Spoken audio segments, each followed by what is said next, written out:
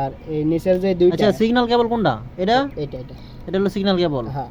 আর এই কেবলটার কাজ কি? এই কেবলটা যখন এই সিগন্যাল কেবলটা নষ্ট হয়ে যাবে তখন হচ্ছে এই রিডিং এর এখানে অ্যালার্ম দিবে, অ্যালার্ম দিয়ে দেখাবে যে কেবল নষ্ট। কেবল নষ্ট কি অ্যালার্ম আসতে পারে আপনার এটা একটু দেখান তো আমাদের, যে আপনার এফজিপি। হ্যাঁ, এফজিপি হচ্ছে আপনার হচ্ছে পাইপলাইন ফল্ট।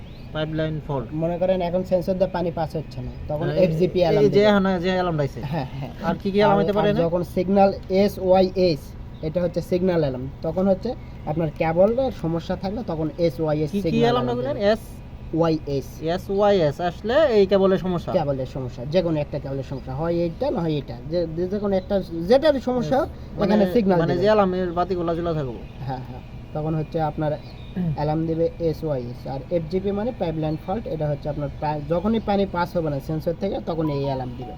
এগুলো যে খালি আছে যেগুলো, এগুলোর কারণ কি? এগুলো পোর্ট আলাদা, এগুলো আপনার হচ্ছে আউটপুট সিগন্যাল নিতে পারবেন এখান থেকে। যেমন PLC-টা যদি কানেক্ট করতে চান সেক্ষেত্রে 420 মিলি অ্যাম্পিয়ার, পালস, RS485, এই তিনটা অপশান আছে আউটপুট সিগন্যাল।